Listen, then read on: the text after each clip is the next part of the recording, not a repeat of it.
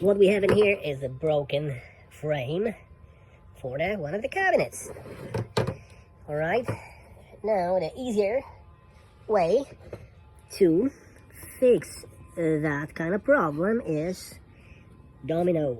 That's the domino tool. We're gonna pre-drill the domino, gonna pre-drill the holes for us, and then we're gonna implement these little domino dowels inside of it. And it's just, it holds like crazy. So that's pretty sweet. I love this device. To do that, you're gonna pre-drill, you're gonna draw lines where you're gonna, when you're gonna implement the bit from